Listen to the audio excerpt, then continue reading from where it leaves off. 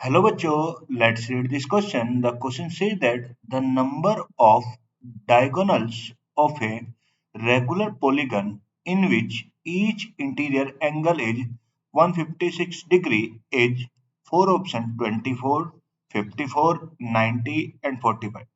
कह रहा है कि एक कोई रेगुलर पॉलीगन है जिसमें हमें number of diagonal find out करने हैं और जिसका हर एक इंटीरियर एंगल हमें कितना दे रखा है 156 डिग्री दे रखा है।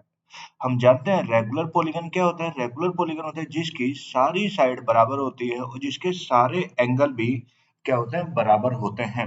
रेगुलर पॉलीगन की डेफिनेशन होती है और हम जानते हैं उसने हमें क्या दे रखा है ईच इंटीरियर एंगल। तो उसने हमें इंटीरियर एंगल दे रखा है, इंटीरियर एंगल और कितने डिग्री का दे रखा है 156 डिग्री दे रखा है ये जी।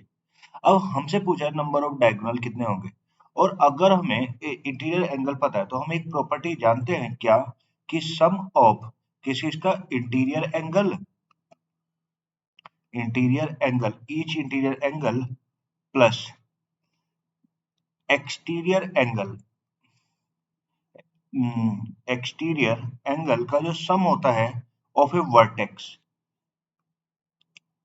एक्सटीरियर एंगल का जो सम होता है किसी एक वर्टेक्स पे वो मेरा किसके बराबर होता है 180 डिग्री के बराबर होता है।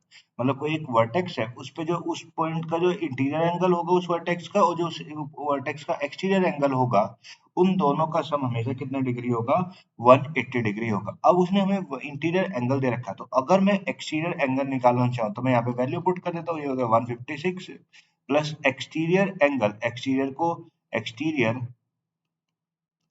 एंगल एंगल कितना हो गया 180। तो अगर मैं यहां से ये निकालू तो एक्सटीरियर एंगल कितना आ जाएगा भाई एक्सटीरियर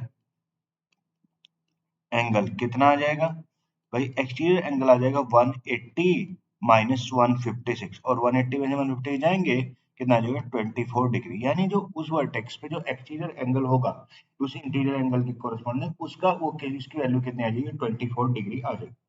और हम जानते हैं एक बात वो जानते हैं कि नंबर ऑफ साइड का जो नंबर ऑफ साइड होती है कैसे निकल सकती है नंबर ऑफ साइड वो कैसे निकल सकती है भाई हम जो एन का हम जानते हैं एक्सटीरियर एंगल का जो फॉर्मूला होता है या हम ऐसे लिखें जैसे exterior angle of A polygon का जो फॉर्मूला होता है एक्सटीरियर एंगल का जो फॉर्मूला होता है exterior angle of regular polygon का जो फॉर्मूला होता है वो क्या होता है 360 डिग्री अपॉन क्या होता है एन होता है वेयर एन क्या रिप्रेजेंट कर रहा है नंबर ऑफ साइड्स को रिप्रेजेंट करता है क्या नंबर ऑफ साइड्स।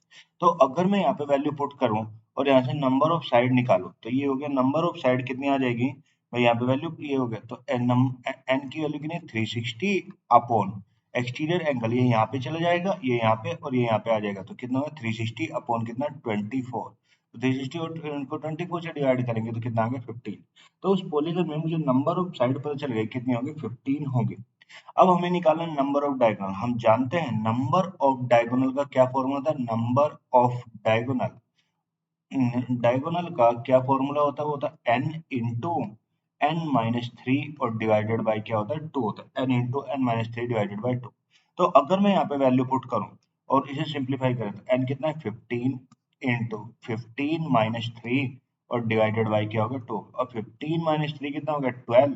तो ये कट जाएगा ये कितना है 6 और 15 से ये कितना होगा 90।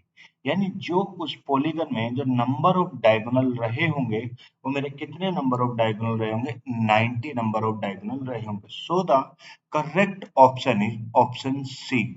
Hope you will understand it. Thank you and best of luck.